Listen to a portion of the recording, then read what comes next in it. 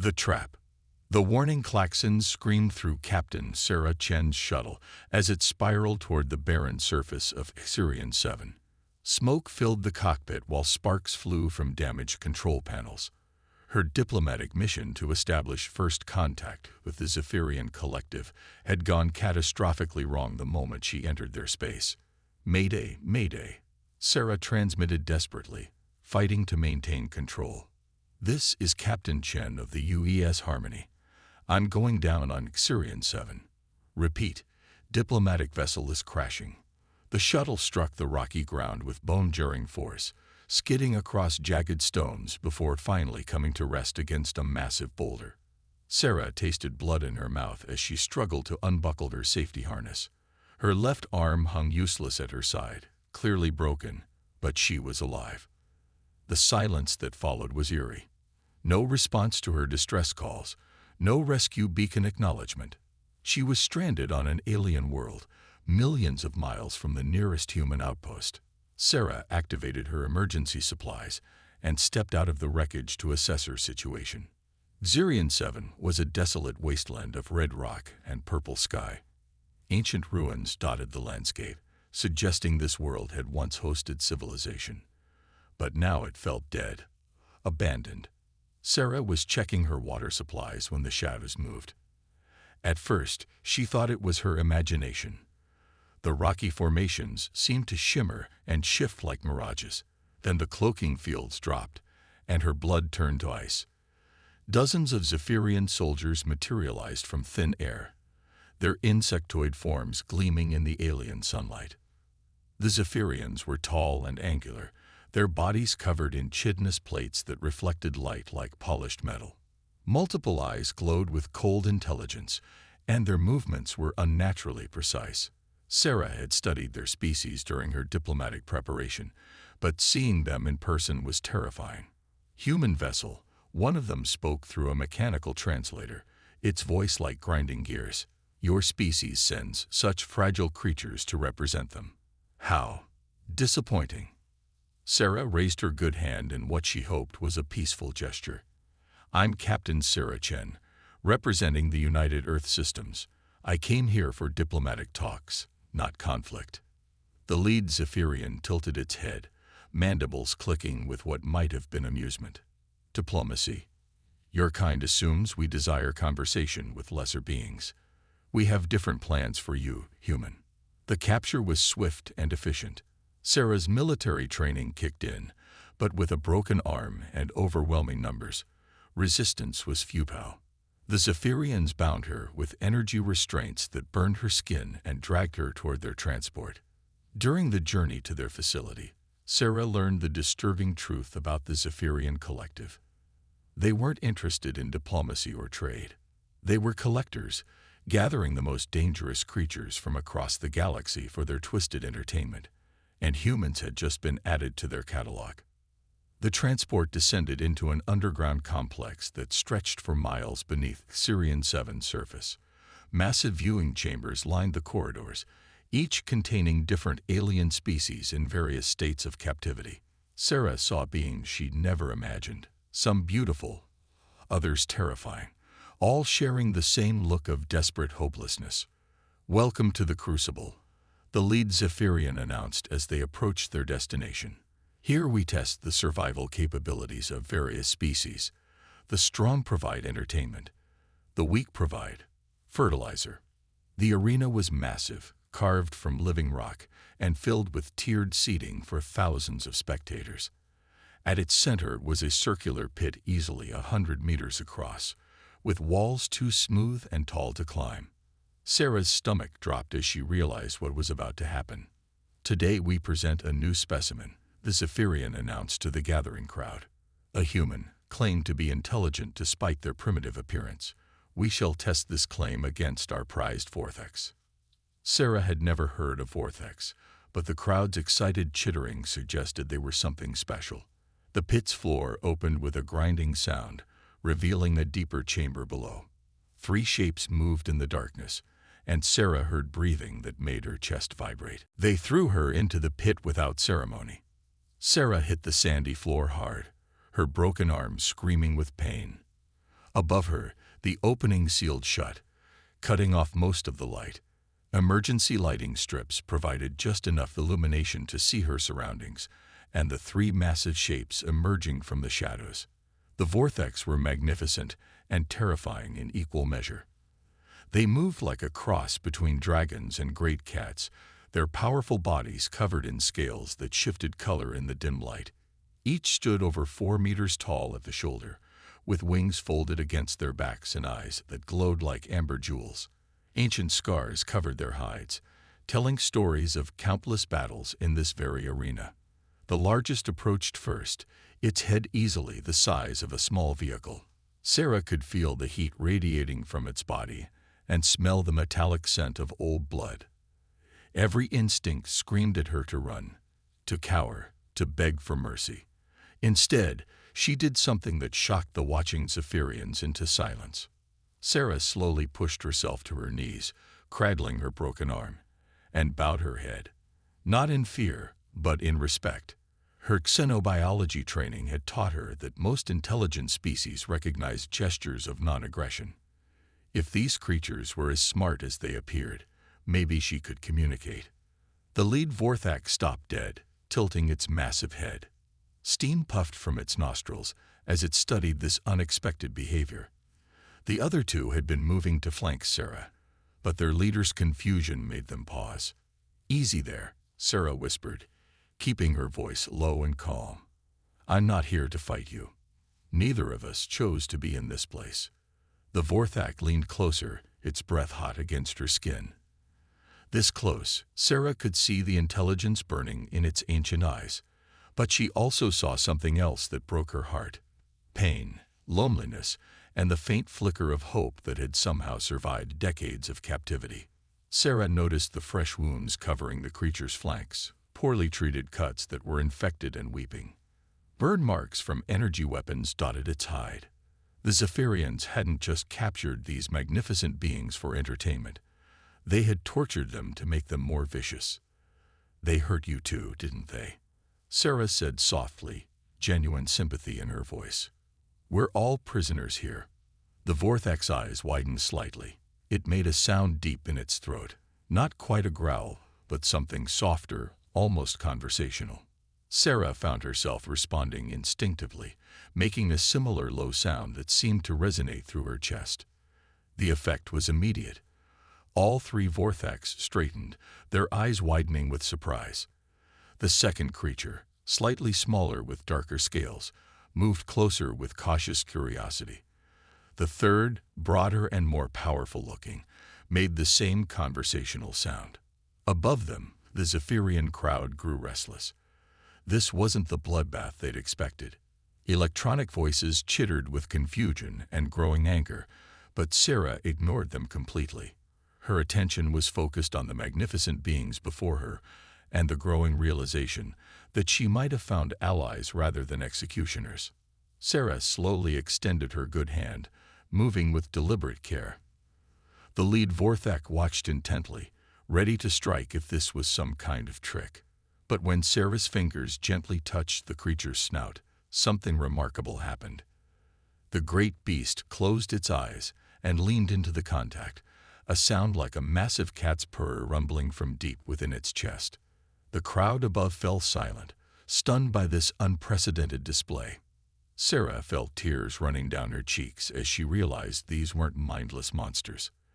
They were thinking, feeling beings who had been starved of kindness for so long they'd almost forgotten what it felt like.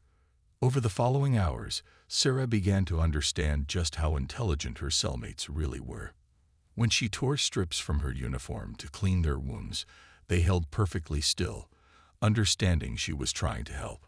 The smaller one even extended its wing to give her better access to a particularly nasty burn. "They really did a number on you," Sarah murmured as she worked, using water from the pit's single source to clean away infection.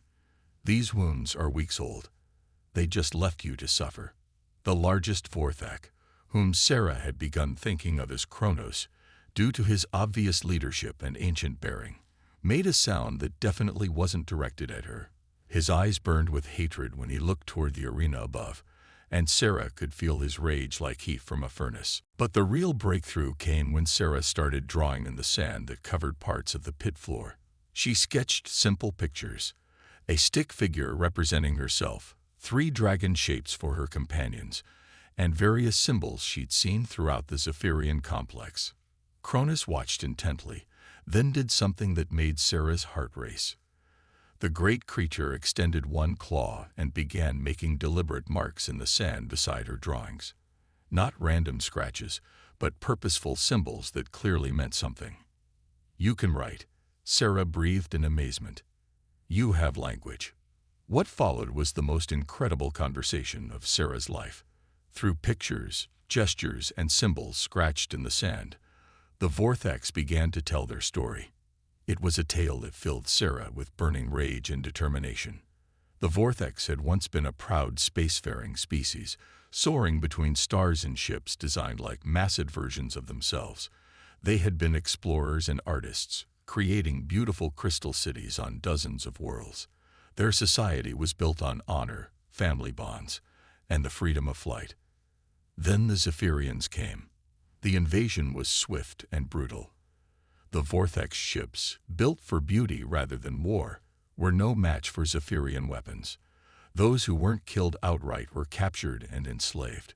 The strongest were brought to arenas like this one, forced to fight for the entertainment of their conquerors.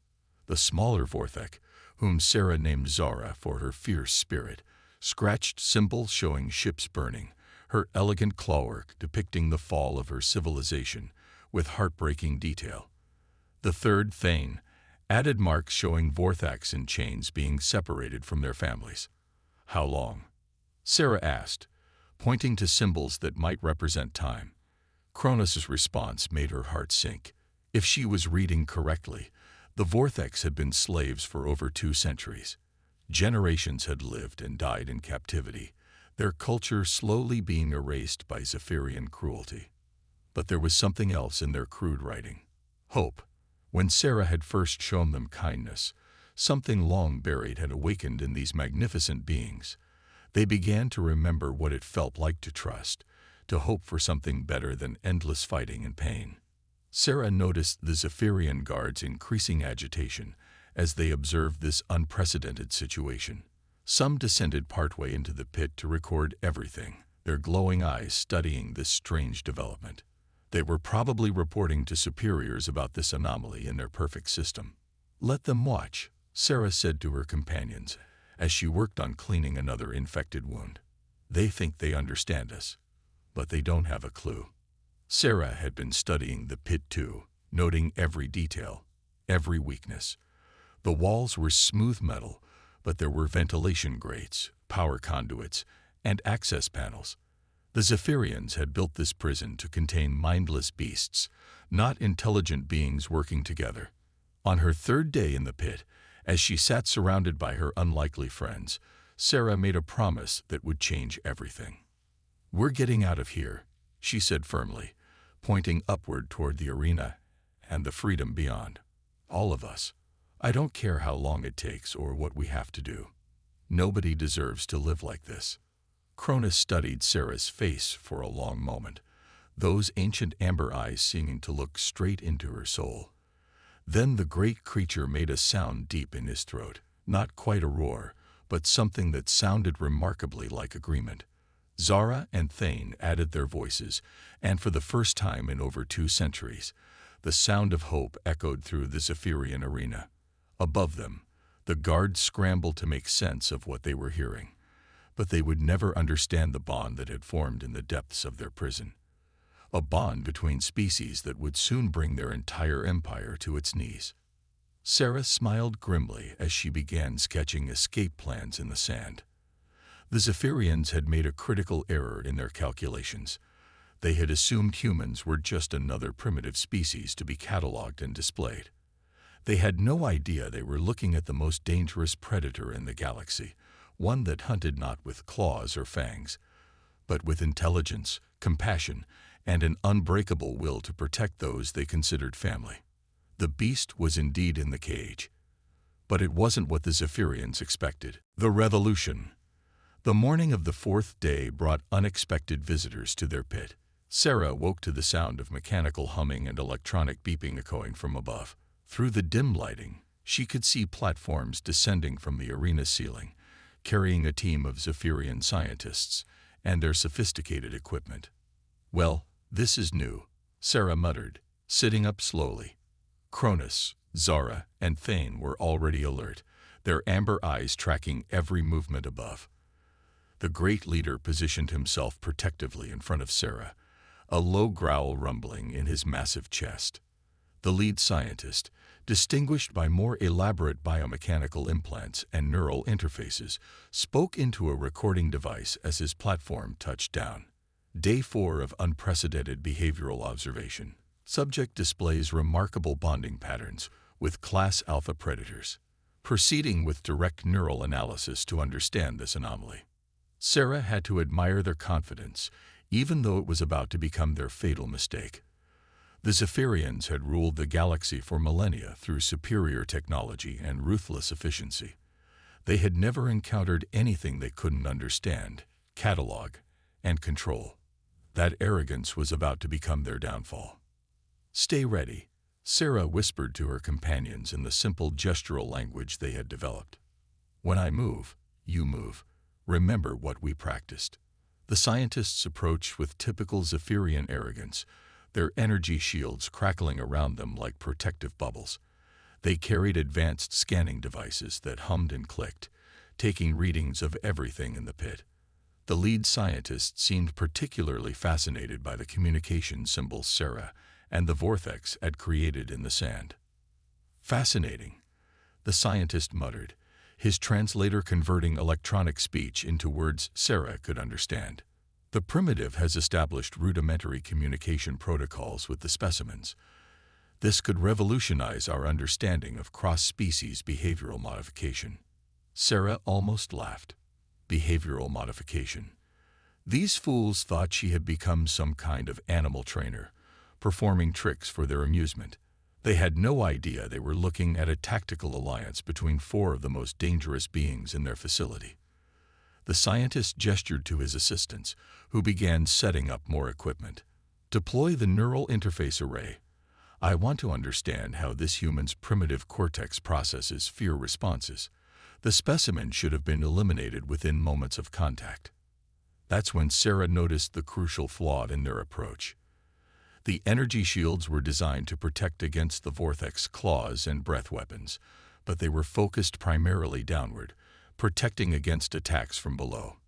The scientists had positioned themselves with their backs to the pit walls, confident that nothing could threaten them from behind. They had forgotten that humans were climbers. During her days in the pit, Sarah had memorized every surface, every projection, every possible handhold. While the Zephyrians had been observing her bonding with the Vortex, she had been planning. The ventilation grates, power conduits, lighting fixtures, everything could be used by someone with the right training and desperation. The lead scientist moved closer to examine the communication symbols, his shield generator humming softly. The neural pathways required for this level of interspecies cooperation shouldn't exist in such a primitive brain structure. "We must dissect the specimen to understand." "Primitive," Sarah repeated quietly, flexing her muscles. "That's your first mistake. The second was coming down here." The scientist looked up, confused by the human's calm tone. "Specimen is exhibiting unusual confidence patterns. Recommend immediate neural suppression to prevent." Sarah exploded into motion with the fluid grace of a trained soldier. Years of military conditioning kicked in as she launched herself at the nearest wall, using a protruding power conduit to swing up and around behind the first assistant. Her improvised weapon, a sharp piece of metal she had quietly worked loose over several days, found the weak point in the Zephyrian's armor with surgical precision. The alien's scream was cut short as his shield generator overloaded in a shower of sparks. Sarah was already moving, rolling under the second assistant's frantic energy blast and coming up with the dead Zephyrian's weapon in her hands. But she wasn't fighting alone. Cronus, Zara, and Thane moved like they had been born to hunt as a pack. The ancient Vortex leader had been watching Sarah's preparations for days, learning her tactics, understanding her strategy. When their human packmate struck, they struck with devastating coordination. Kronos' massive jaws clamped down on the lead scientist's shield generator, crushing the sophisticated device like an eggshell. Without protection, the Zephyrian was helpless against Zora's razor-sharp claws as she struck with lightning speed. Thane used his incredible strength to grab the third assistant and slam him against the pit wall with bone-crushing force. The entire attack took less than 30 seconds. Above in the arena, the Zephyrian commander stood frozen in shock, his electronic voice crackling with disbelief. Impossible. Behavioral analysis indicated the human possessed no significant combat capabilities. All data suggested empathy-based cooperation, non-aggressive response patterns. Sarah looked up at the commander while casually stripping equipment from the bodies around her. Her Vortex companions searched the corpses with methodical efficiency, their intelligence and adaptability on full display. "That's the thing about humans," Sarah called up to the watching aliens, her voice carrying clearly through the arena's acoustics. "We're really good at making friends, but we're even better at protecting them." The commander's biomechanical form trembled with rage and fear. "You are just one primitive species among thousands. You cannot comprehend the power of the Zephyrian collective." Sarah smiled as she activated one of the captured energy weapons, its familiar weight settling into her hands. Behind her, Kronos was examining a shield generator with curious intelligence, while Zara and Thane flanked the pit's entrance like professional soldiers. "See, that's where you're wrong," Sarah said, her voice carrying deadly certainty. "I'm not just one anything. We're a pack now. And you just declared war on all of us." Emergency alarms began blaring throughout the facility as Sarah methodically dismantled the pit's security systems using tools taken from the dead scientists. Each lock, each barrier, each failsafe fell to her combination of human ingenuity and stolen Zephyrian technology. The Vortex watched and learned, their ancient minds rapidly adapting to concepts they had been denied for centuries. The escape from the pit was the easy part. The real challenge began when they entered the facility's maze-like corridors. But Sarah had advantages the Zephyrians hadn't anticipated. Her military training included advanced tactics for operating in hostile territory, and her new allies brought capabilities no human force had ever possessed. The Vortex moved through the corridors like deadly shadows, their natural stealth abilities enhanced by centuries of survival in captivity. Zara could slip through ventilation systems that seemed impossibly small for her size, while Thane's massive strength made short work of any barrier. Kronos served as their tactical coordinator, his ancient wisdom guiding their movements with strategic precision. But it was Sarah who turned them from escaped prisoners into an unstoppable force. She understood the psychology of their captors, the bureaucratic nature of their society, the predictable patterns of their response protocols. While Zephyrian security forces scrambled to contain what they thought was a simple prison break, Sarah was implementing something far more devastating. She was starting a revolution. Using the facility's own communication systems, Sarah began broadcasting to every holding cell, every containment unit, every prison throughout the complex. But she wasn't just opening doors. She was sharing tactical information, coordinating movements, turning centuries of suppressed rage into focused resistance. "This is Captain Sarah Chen of the United Earth Systems," her voice echoed through thousands of chambers. "To all imprisoned beings, today we take back our freedom. Follow the Vortex. They know the way to victory." The response was immediate. The battle reached its climax in the facility's command center, where Overlord Zix, the supreme commander of the collection operation, made his final stand. The ancient Zephyrian was a massive creature even by his species standards, his biomechanical enhancements making him a formidable opponent. "You think you have won, primitive." Zix snarled as his personal guards formed a defensive perimeter.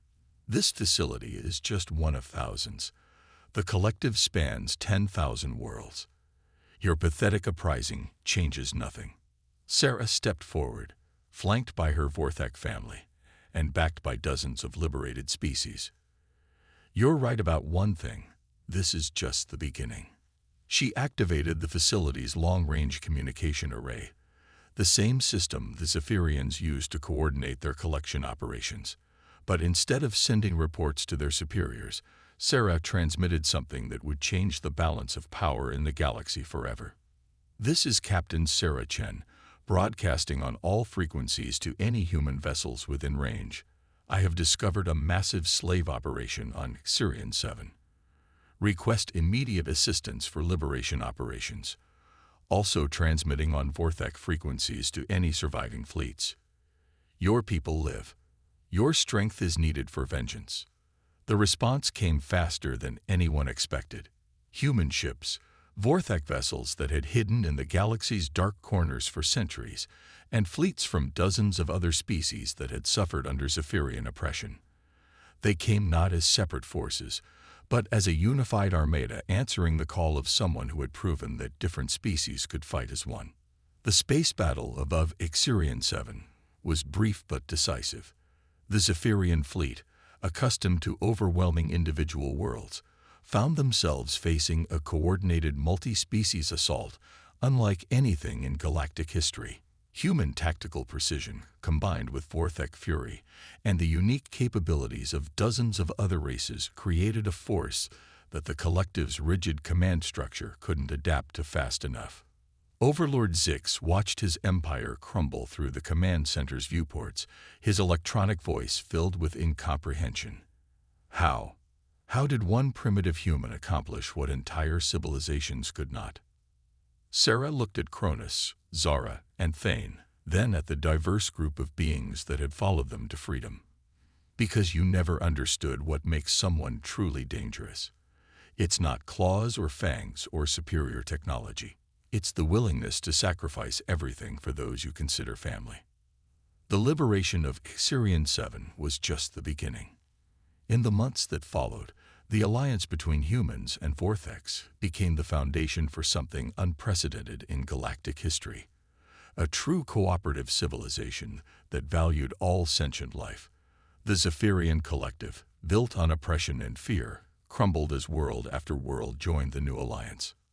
Sarah Chen became known throughout the galaxy as the bridge builder, the human who had proven that the strongest weapon against tyranny wasn't superior firepower, but the simple recognition that every thinking being deserved freedom and respect.